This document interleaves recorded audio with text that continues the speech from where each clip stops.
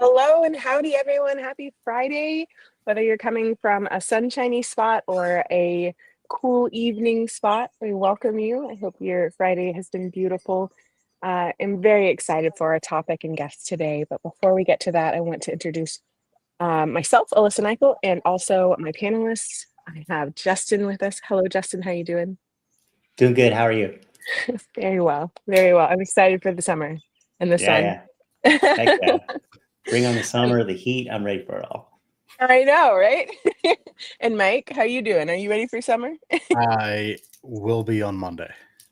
Oh, it's Need to like, get through this weekend. oh, okay. I was like, wait, is there like a certain special like sunny day coming up on Monday or something? No, Okay. the threshold of my house is getting through dance recital, and that's this weekend. I got you. Well, I think, is it one of those that you say break a leg to and not good luck, or do you say good luck? Like, what's the?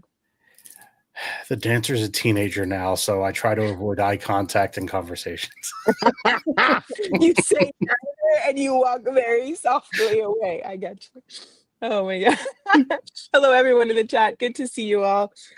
So for our guest of honor, I'm so excited to welcome Santosh. How are you doing today? Hey, Alyssa. Thanks again, everyone. So we're doing good. It's Friday evening, and I'm excited to go into the weekend and enjoy it. Absolutely. Thank you for hopping on. We had to switch around guests, and next week is the GDE Summit for people in, I think, North America or maybe surrounding areas. So thank you for being willing to move for us and flexible, but I'm very excited for your topic today. Before we get into that though, would you do a quick introduction for yourself for people who might be newer to the community? So hey everyone, my name is Santosh, and I'm one of the Angular GDs. That's how I know Alyssa, Justin, and Mike. We have been sharing this community for a long time. I think it's been 6 years for me as a GD now, and I'm also one of the GitHub stars, NX champion, Microsoft MVP, and I work as a staff engineer at Celonis. So apart from that, of course, I do a little bit of a community called This Is Learning. So we run that community, and then I also have a podcast called This Is Tech Talks. I do live streams. I started doing it again. So tech, uh, tech Talks with Santosh. So also do that. And what else? Yeah. You have to give us some links so where people can go to check you out for your live streams. I know, absolutely. I like the what else. It's like 20 or 30 things, and then let me see what else I can. That's a lot. It's awesome. I know. I was like, so that's a long list, but I applaud. Very cool. Now, on our topic today with balance, burnout, the comeback journey, I didn't know if you wanted to like start off with sharing any of your story or how you wanted to dive in today. I'm just really excited for the topic though, because I feel like I know it will resonate with many members in the community right now. So Sure. I can start with this story actually. So, I've been a part of the community for a long time, and there was a time I missed, or the priority was something else apart from the health. And then I got a setback last year. That time I have a diabetes, and by God's grace, it was not type 1, because initially when it was identified, my blood sugar was 270, which is like a clear symptom that I have type 1 diabetes. So doctor was like, okay, let's get you the appointment as soon as possible. So I got the diabetes doctor's appointment, and I took like insulin for a few days. I think not a few days, at least 2 weeks, because I had to wait till my final reports came back. So and then of course that was a time where I went to like what I did wrong, right? I mean, all thoughts started coming, like where I went wrong, like what I was doing, and then symptoms was there, so I could feel my body is not like 100%. I'm doing something wrong, but yeah, you get busy with something else, and then you ignore your health. And then I said, okay, let's prioritize health. And yeah, after a year, I am doing much better physically, mentally. Yeah. whenever you found out, did you just put pause on everything else, or were you still trying to like juggle, but now there's like a health ball in the mix? So of course, like getting this news was like too hard. I mean, so I couldn't think of anything. I mean, because you see, sometimes you think, oh, I'm perfectly fine, I'm perfectly healthy, and then as soon as I like got the news from my doctor, and I was like, okay, the symptom was already there because I could feel like when I started like revisiting my memories, right? I was like sleeping most of the time. I was lazy, or always used to feel lazy. After every meal, I was almost I used to pass out. Like and then those were things, and then it started coming to mind why I did not like do it early, right? Why I didn't went to the doctor early. So of course, then I went back to my team and my manager and said, "Hey, I need some time. I need some time to actually digest this because this is not something I was expecting." And then I stopped everything. I said, like, I want to go back on a vacation. So that's the first thing. Like, I mean, I'm lucky to have like a very nice manager and a nice team. So I said, I asked my manager, hey, I just got this news and I'm really feeling not good. So I want to go on vacation to digest this news. And he said, yeah, take your time. And then we went to Amsterdam. So I went to Amsterdam with family, came back little bit, like, of course, then I had like, I decided like what are the things I'm going to do like after this. And then came back, started working on those. One of things was like moving a lot, which means at least getting out of the home, go. So I started, picked up running.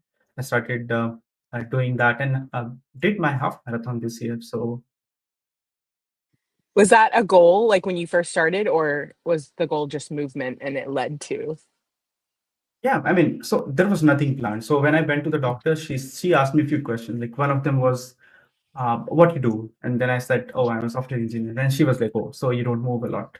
I was like, do you visit? Do you like travel to office? I said, no, I work from home.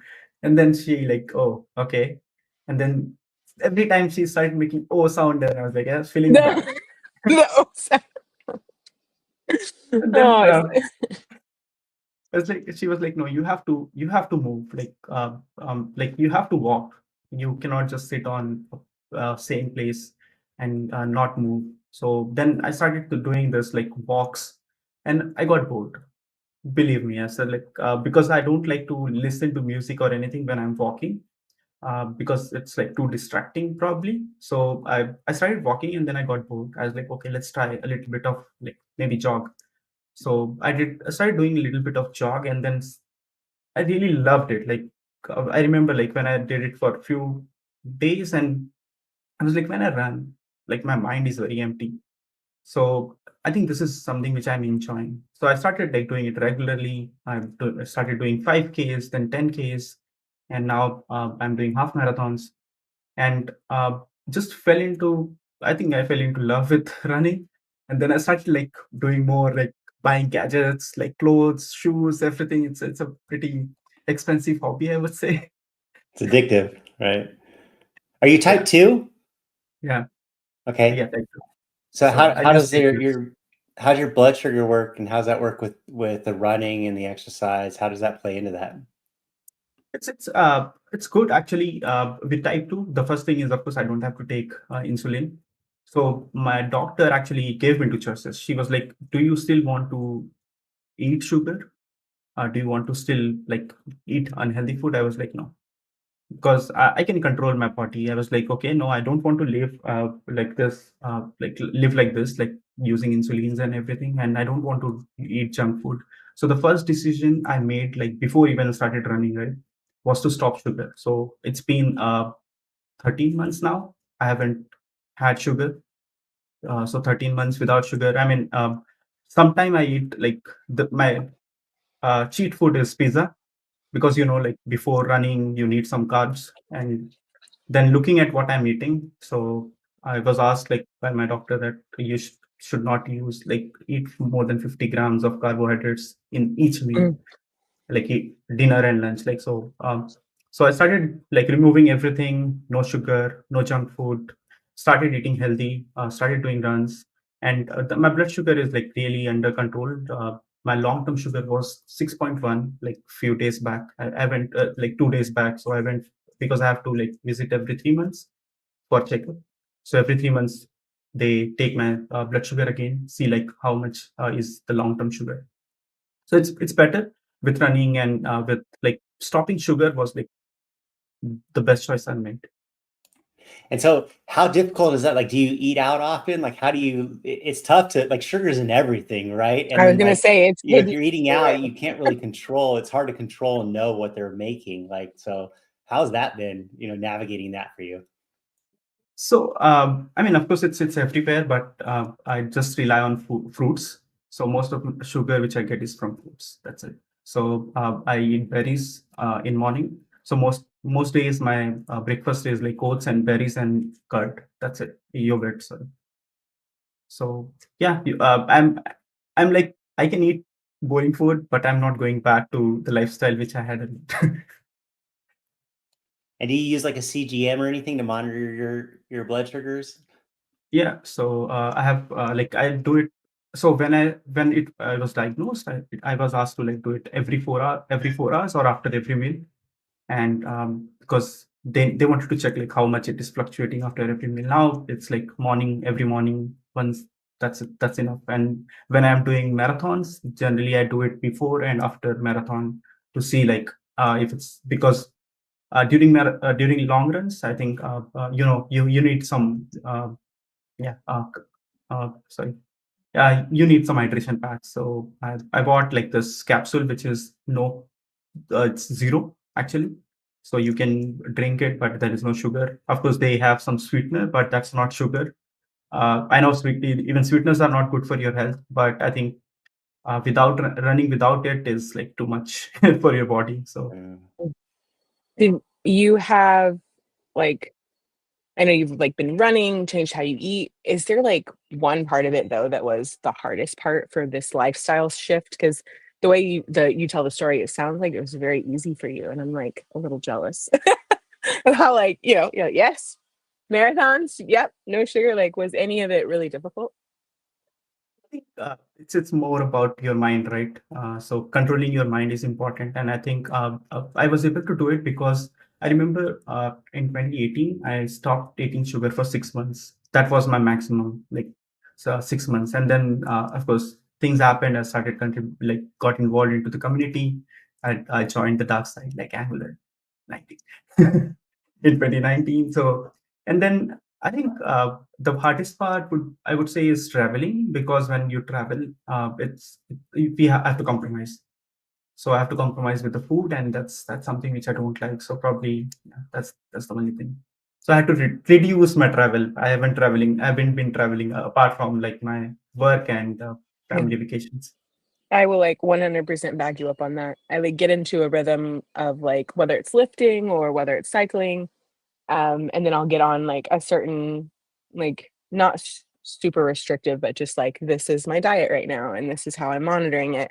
And then like travel always just blows it out of the water, especially international travel, because most of the time it's like my body doesn't know what time it is and I don't know when I get to eat next and I have no idea what is in this food. Like, so it's like there's so many mysterious variables of like, and also with like inflammation with travel, I always just feel like even if I'm like on point and I like get up and go for a run every morning when I'm traveling, I still just feel off my game. Like, so Yeah. I feel have any of you guys figured out travel and like healthy living and like not burning out? Because like if anyone here knows the answer and is not sharing it. I mean, aside from not traveling. Yeah, I just don't travel, so just eliminate the problem. It was easy. Yeah. So the software engineer in you, has that taken over yet to be like, okay, I want to start, figuring out how to like manage some of this data that you're taking in or do anything like that? Or have you got the itch to start kicking in and building some tools or things like that to help you monitor these things? Not really, because I think my blood sugar is really under control. But I got really excited with like running, and then I started working on something called DevSurun. So devsurun.dev.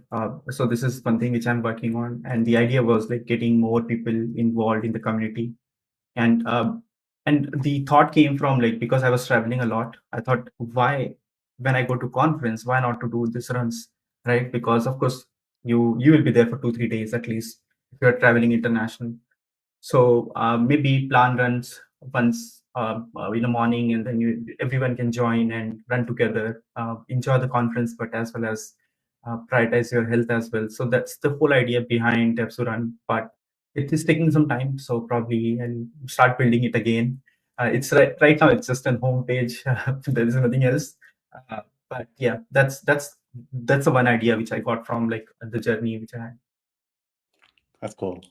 You should talk to Jeff Welpley too. I know every time he goes to conferences, he's always going for runs and stuff too. So it's interesting to hear you like how when you talk about when you go on your runs, you like silence and you like to take that moment. Like when I go on my runs, like I'm all about the music. Like it's my time to like listen to just a ton of music. So that's what really gets me going to get out the door to go run is like, oh, I got this isolated time where I can just plug in and listen to all my stuff and just run while I'm doing it. So yeah, it's interesting. I just Different ways. find that like my beat is like so like if I don't have music, like even if I'm listening to a book or something that's not beat related, that my run is just totally different. Like it's so much slower, and it didn't hit like the goals that I wanted for myself. So like I don't know, do you not have a problem with that with like rhythm and speed and things with silence? I live in a village, so most of the time, like I don't see anyone on the road.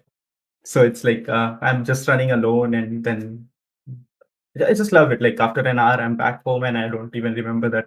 Oh, I just went for a run. So and where I did that, so I have no idea. So it's just feels empty, and it's amazing. That's cool.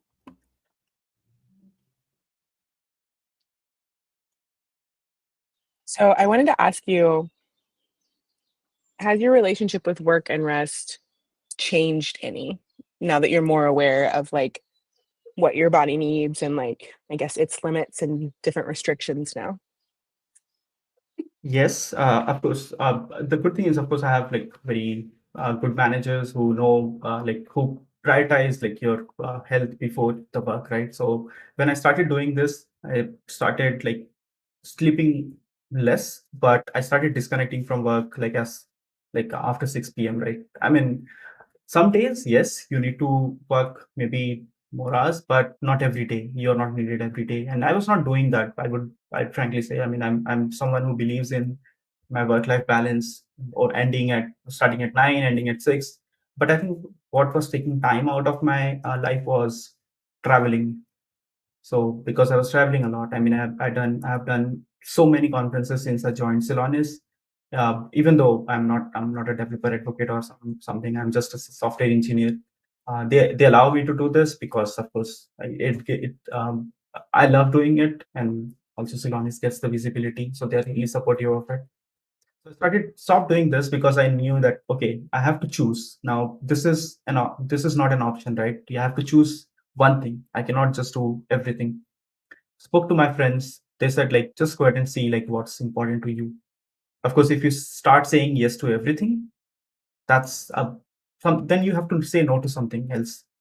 And that hit me hard. I was like, okay, I was saying no to my health, which is more important than probably speaking at another conference. So work-wise, I never had a trouble. I have to be frank. I mean, it's not like I was doing a lot of work or spending my weekends, nothing else. So it was just about the community, like because sometimes you get the burnout by doing stuff you love a lot, and people like us, we love to contribute back to the community, and then we lose this thing that okay, I'm doing my work, I'm doing the community, and then I'm really passionate about both, but you cannot say no to anything. Yeah. No, I found myself many times still in that vicious cycle of like, I'm gonna do better this time around. I'm gonna like, be very aware of like what I'm committing to. Because you're absolutely right. Even when you love everything that you're committing to, it still means you have to say no to something, right? Like at the end of the day, like our our energy bar is only so full no matter how much we like to trick ourselves. And I'm trying to get better at that. Do you have a better meter for that now? Like, because I know you said at home, like it really was your balance was fine, but it was really just with travel. So like with travel, do you have like I do one thing a month, or I never do back-to-back trips, or like, like did you make a rule set for yourself? So I said no. So I said no to all the conferences this year. So I said, okay, let's take a step back, because if I have to go back and prioritize something, I have to take some time and see like how my life is going ahead, right? If I feel comfortable doing it again. So last year I did like only 5 conferences, and then yeah, by the end of the year I was like, okay, let's not do any this year. So I'm just taking a break. I'm not traveling anywhere.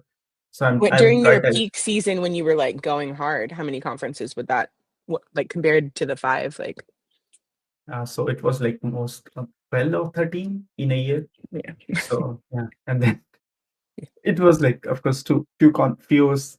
Like I'm traveling to US, then India. So Oh, of and course, which is so much because like if you're like 12 conferences a year, they're all local, right? Like that's totally different than, it's half of them are international. Like that's yeah, absolutely. even like if I have to travel within Europe, I mean, it's travel, right? I have to be there for at least for one day and then come back. So I mean, to be frank, I haven't spoken like much in Germany, even though I live in Germany. I think I have spoken like 1 or 2 conferences in Germany, and most of them are like outside Germany. So it's like I was always traveling outside Germany, and it was too much. So and then I said, I think since I joined Celonis 2022, 2023, and I was like crazy traveling a lot. I did I think 15 conferences by the end of 23. So I was almost like every other conference I was meeting my friends. Hey, you're here as well. Yes. Yeah, I think that going to a conference takes a toll on you no matter what. But as long as you're not overextending and you don't end up hitting a cliff, because you're going to end up going up a little bit, you fill your meter up a little bit and then come back down. But if you don't give yourself that time in between to fully reset, then that's when you end up crashing, because you just get over your limit and what you can handle. I just feel like maybe I just have like a really bad memory, like of like what I'm capable of, what my body does when I push it that hard. Cause like it's so hard. Like Manfred just reached out and he was like, "Hey, are you sure you can't go to IJS New York?" And it's like it would be like taking a flight to one conference to go to that one. And my gut reaction was, "Of course I can. Like, of course, right?" Like, but then like I have little rules in place of like no back-to-backs, right? So like if anything else is like within a day or two, the answer has to be no. But it's hard because in my heart, I'm like just so like I'm excited about our community. I love what we get to do. And it was like I thought it was really powerful what you said, Santosh, about like how we don't always get burned out on things that we dread, right? Like I love this and it isn't good for me to like always be all in.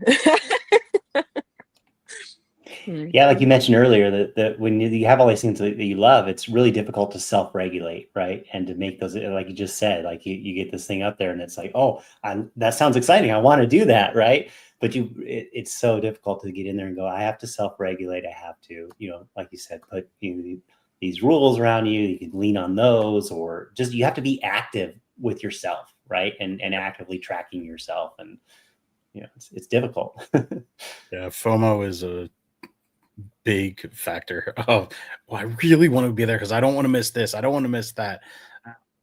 And it's just a matter of the immediacy. Do you need that feedback immediately? Do you have to be there in person for everything? Or is it just those few things that you need?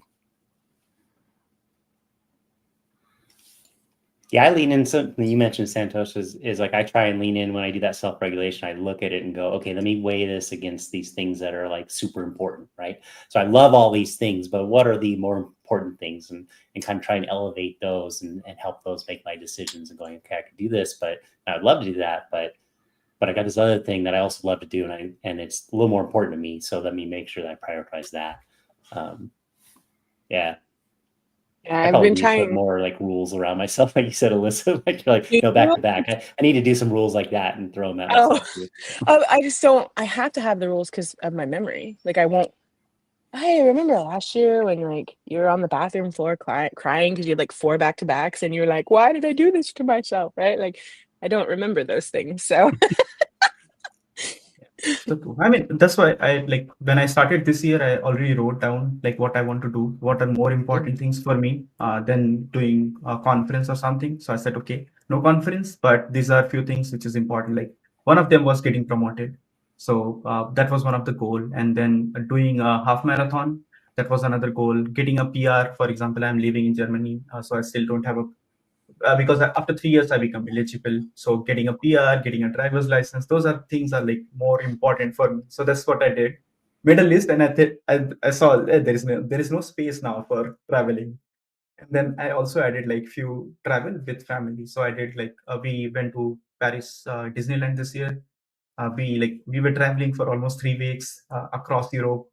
You And weren't there then when Manfred was, were you? Like it wasn't like a angular Paris Disneyland trip that I no. so the NX Summit, right? Oh, that's why. I'm like, why are all these people in this one location? Okay, I'm with you. Yeah. Thank you. That So clarifies. NX Summit, yeah, because we spoke at work, me and my colleague, we both wanted to go and check like what's happening with NX. So we went to just attend there, and then I started traveling with my family. We went to like, yeah, it was like we traveled until we were broke. So And then you get your pseudo fill of conference type feel by streaming. You get some feedback and you kind of like travel virtually to be able to share information that way too. It helps to fill the gap, in my opinion. attending is like okay, right? I don't have a pressure to prepare content. I just know go there, meet people. Because if you are traveling for a conference, like taking, I think most of the time which we invest in is our content, right? We want to make it perfect, and that adds stress. I mean, let's people who attend conferences, I mean, they know that how much stress it is to actually work on those content. Yeah, I was wondering because you were talking about how you made a list, right? And you're like prioritizing, and you're like, obviously, how do you? Where's the cutoff? How do you know? Because are you like super good at that, or you're like, obviously, this is since my personal limit, right? Because I'm not. I'm like, we could add 10 more, right? Like, I think I just like made a list which I can do or possibly I can reach, and which is under my control. Like probably getting a PR, right? It's under my control because I have to work, I have to read, so I can do that probably. Getting promotion is something, of course, I have to make an effort. Traveling with family, I have to book my tickets, right? So those are the things I knew. And then I'm traveling like next in July, so I'll be in US for a few weeks. Again, a vacation, not conferences. No more conferences. When you run, like, how do you work that into your work? And like, when do you run? Do you use it as like a decompression? Like for me, I usually do it after work because I use it as a decompression zone where I can really break my mind from all the work stuff and try and get it out of there. How do you use that in that scenario? Same. Yeah, I think same. Just saying because of course you need something after work. So I try to do 2 small runs during weekday, and Sunday is like generally where I try to run 10K or half marathons. But work day is like of course Monday and Thursday. I try to take Tuesday and Thursday. So these are 2 days which I try to do like small runs. But yeah, that's after work. interesting. That's interesting. You both do after work, and maybe I should try that at some point. I feel like, with my ADHD and like Adderall and all the variables that I line up, I always try to do it before work to like get in the right mindset for the workday, because like after a run, you're on such like or a ride or whatever I'm doing. It's like, I don't know if this is what runner's high is, but it's just like this clarity that I can't get outside of exercise ever. Like no matter what I try, just it's the only way. It like absolutely just clears my brain, and it's like I can actually see, okay, this is the work ahead of me and do it better. And so that's interesting. I feel like that disconnection might be healthier after work too, because I do struggle. I know you said that like you're not coding into the night, you're not like have that struggle with work-life balance, but mine's more of like a mental thing. As well as my husband, we're both like working from home and like in the dev tech world, and so it's just like it's hard to turn it off like up here, even though you're physically. So maybe I should try that. I think that's a really good tip of like actors. And it helps you to disconnect, right? Because you know that no, I have to run after this, so I have to stop the working, and No. it helps you. Yeah. You also mentioned that you work from home, so that kind of functions as a disconnect between, hey, I'm doing work, I'm focused on work, where a lot of times if you're going to an office, you have that commute to decompress, to be able to have that time, but it kind of like is a built-in buffer there between, all right, I'm done work, and then I can get on with the rest of my day of what I need to do. It's a commute that ends up in the same place. It's hard to come out of the office and right into the kitchen, and then you're like, yeah, I'm done with work, right? Like, I don't know. It's hard to, that separation. You need that kind of I need that kind of decompression time, right? To try and like level set my mind, because I'm still thinking about solving problems, even after work. So, but yeah, the lack of commute, like that's that part where you can kind of use that, right? The great thing about the run is like, then you get healthy stuff, and the mental health and physical health out of it too. So it's win-win. I feel like, how old are your kiddos? Because I feel like there's a season when it's just not feasible, because, mine just turned 6, but like, I can't imagine being like right when I get him home from school, being like, bye, sucker, and like going off for a run. Like, because he only has so much time that I get to see him in a day on a weekday after school before bedtime, right? And he's littler, so it's an earlier bedtime. So it just feels like during the weekday, I just like, yeah, who are you? I never get to see your face. So I think that's the other reason why it has to be mornings for me, because after I drop him off at school, because I don't want to take that time away from him. But I also know that like it's a season, right? Like once they get older, they're not just going to be sitting there staring at me like, play with me, mom, right? I think that changes. My daughter is 13 now, but she's the same. So Okay. Yeah, our daughter's 21 next month, so that stuff's long gone. My youngest, I don't see Tuesday, Wednesday, and Thursday for more than a half hour. It's bus home at 5 because they have a longer. Does that get to you? Because there are times, Mike, when it really breaks me mentally, that I'm like, I should pull him out of school. I should quit my job. This is like, what are we doing with our children? They're like being raised by other people. I have these moments of panic because, like you said, like you're like, I get 30 minutes. I think I get 3 hours with them weekdays. And I'm like, what is going on? Like, this is crazy. Is it me? Is it the school system? I don't know. I see now why some moms are like, yeah, you're staying home. Yeah, but at the same time, as they get older, they develop independence and they want to go do their own thing. And it's a different kind of spending less time. That's why you got to make that list. Then it becomes clear of your priorities, right? And then you're really like, oh, that spending that more time is there. So now how do I rearrange things? Yeah. Yeah, but now it's 2 different priority lists. You have yours of what you want to do. You just keep one list. You can't be making 2 lists. It's got to be one list. Oh, wait, Mike, are you talking about like their list versus my list? Oh, yeah. Well, but then again, like I keep telling myself this about seasons, because like he's into like flag football right now and it's a lot. But I'm like, he's not always going to be into flag football. He's not always going to be in my house. He's not always going to need me to drive. So like, this is on my list right now, and that's okay, right? Like, because one day he's going to be out of the house and I'm going to be back to doing 4 conferences a month and I'm going to miss it, right? I don't know. In my head, that's what I say, because I'm just like, you're right, Justin. It has to be one list, Mike. It has to be.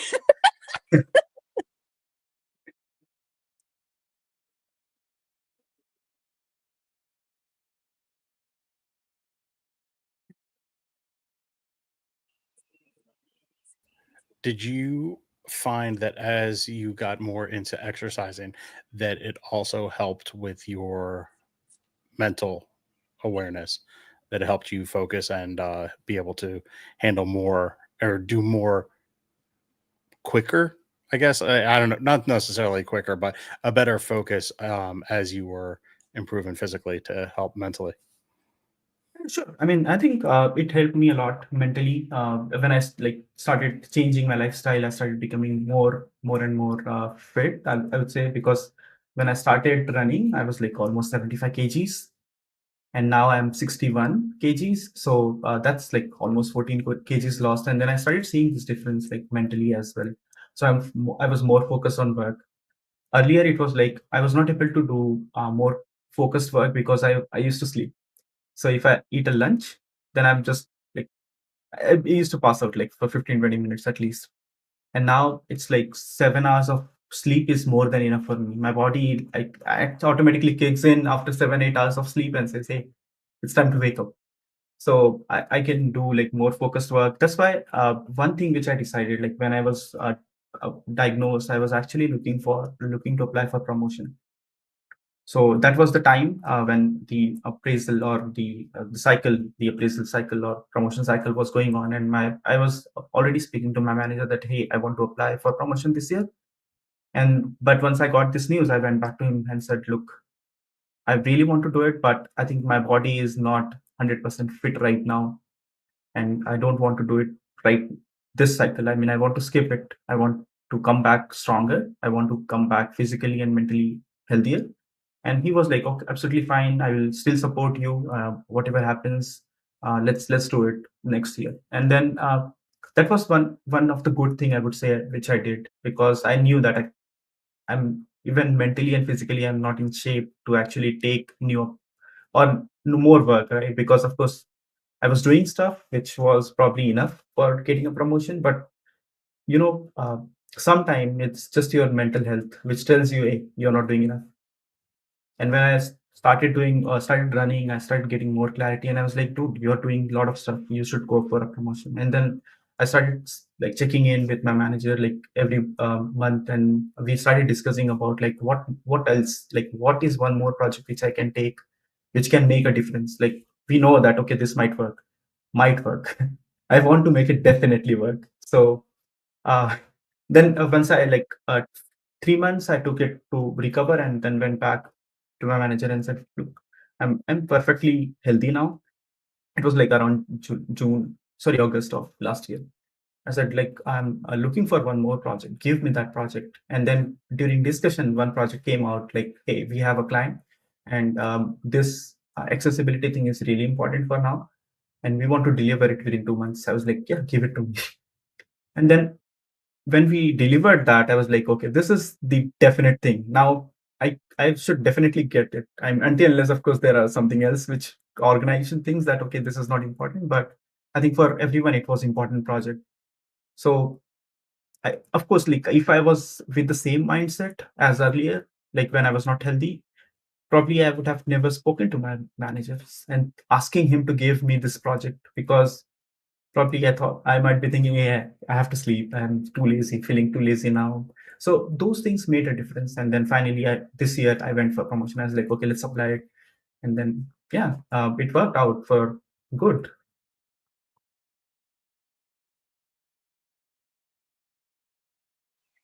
I'm really impressed with the I just like the level of attentiveness you seem to have after, of like just even awareness where you're like, this is something I want, here's how I'm gonna go after it. I've started trying to like prioritize, and I'm seeing a change in like different goals like as I tackle them systematically like that. But it's very foreign to me. I feel like up until this point, I've very much been like vibes alone, like just kind of flailing about like in directions, like an amoeba with no arms, and you're just like, this feels right, like and so I love how it's like, very logical where you're like, I want this, I now have the energy for this, here's step 1 and 2 to get that right. I like it, admire it. Not before, I would say. I think now, like after fixing my health, it became more clear, because there was, I mean, when I moved to Germany, like my first job didn't work out. I was like under depression, recovered. Like I was not totally recovered from depression. I would say that's something I still feel bad that I didn't give my body enough chance to recover. And then I started doing all this, started traveling more, and then I was still under this impression that I'm not doing my 100%, even though I was like at work. I used to always get like good feedbacks from people saying, hey, you're doing amazing job. But somewhere like internally, I was like still broken, still under that depression or depressed phase where I started questioning myself that, oh, I'm not good enough. And that costed me like 2 years. I mean, more than 2 years, that asking this question to myself and saying, hey, you're not good enough. But yeah, after fixing everything, I started like having more this confidence in myself. I found it like, okay, when I was in 20s or early 30s, I used to be like this. So I was more confident at work, at least, not talking to people. That changed over the time. But at work, I was always a confident person that whatever comes, I will do it. But that phase after moving to Germany actually just costed me 2 years of my good time, I would say. I would hesitate to regret it though, because mental health is no joke. And I don't know, I feel like, yes, it was 2 years, but it's like it's like our brain's way, like, you know, how our body like works out and gets to a better state. It's like our brain's way of like working through stuff and processing things, even though it's like way slower than maybe we would want. You know, you're like, listen, you get 6 months to bounce back. Let's go. Like, I don't know. I would hesitate to regret it because I'm on a mental health journey myself, and I'm working on just giving myself grace in these periods of like, it's okay. It's okay that we're here. Like the reparenting movement where you like talk to yourself, you know, like, we're going to be okay. We're going to get through this. It's interesting how we spend, our days writing code, and as we're writing code, we're very logically thinking, right? We're solving problems logically, and probably because there's rules around that, right? There's rules around the syntax and things like that, and that helps guide us into really being this logical thing. When it comes to our emotions and all this other stuff, like, we don't typically apply that same logic, right? And that's one thing in my journey I've kind of learned is like, okay, let's take this thing that how I approach, this problem solving over here, and how can I kind of have that same mentality? And I think a lot of things we talked about here kind of come into that play, making a list, setting goals, right? Giving yourself rules, like you said, Alyssa, like, no back-to-backs, and trying to form it into where now I can apply the logical thinking to it. And now it gives me some semblance of control. Like you talked about, Santosh, about having control over these situations and decision-making. And I think but it's so easy for our minds, at least for me, to gravitate like, okay, now the logic's out the door. I'm just emotional now, right? And it's like, so I found that as like a kind of a good bridging to start thinking like, how can I solve this in a logical way? And that helps. Yeah, I think it's like a meter. Like once the emotion gets so high above a certain line, like there is no, because Zach will be like, okay, so how do we solve this? And I'm like, we're not in the solving phase right now. We're in the like feeling phase. So I'm gonna need you to like give me a hot second, right? Like, like quit with your solving. We're gonna like bring the volcano heat level down before then we can go back into logic mode. But oh, this has been really a really meaningful conversation, Santosh. Thank you so much for sharing so openly about like what you've gone through. Like it's been really powerful.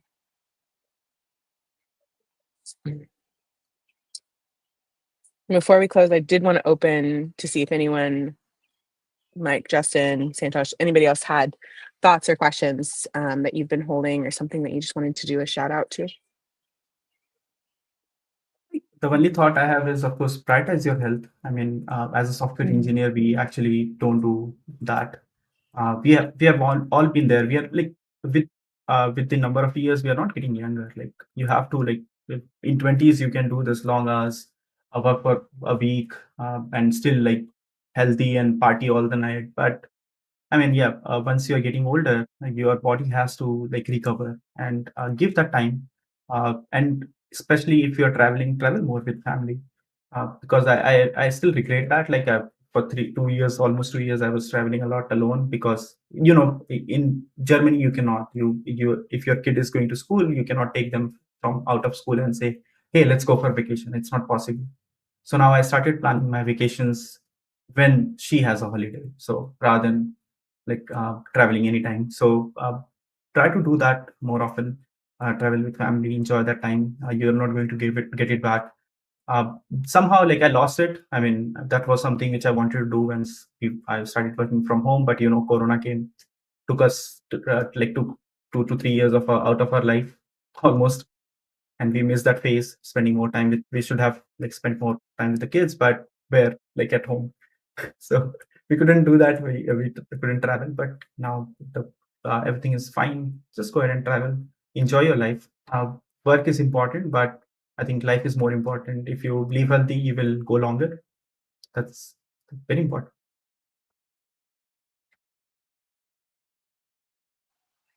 Love that. Thank you so much. Does anybody have any picks inside or outside of tech before we wrap? I'm very excited for V20, but we've got like what, a week and a half for that for Angular V20. I'm not sure I of the think that's specific date, but yeah, it's coming soon. This month, right? yeah. I'm like 24th ish is in my head that I doing the math. 29th. How many days that is it? 29th? Yeah, 29th. Yeah. So Okay. 2 weeks. Yeah. 2 weeks. Almost Excellent. like. Excellent. Oh, well, thank you so much, Santosh and guys, for like sharing your journeys and what's helped you. I'm very excited about just talking more about this. I've got a soft talk coming up that's very much in this vein, but very ADHD focused and like project task management focused. But it warms my heart whenever we get to talk about stuff like this and spread awareness about it. So thank you. Thank you, Alyssa. Thank you, Justin. Thank you, Mike. It was great time talking to all of you. Always. Yeah. For sure. And thank you, chat. You've been beautiful and have a wonderful weekend, everyone. Bye.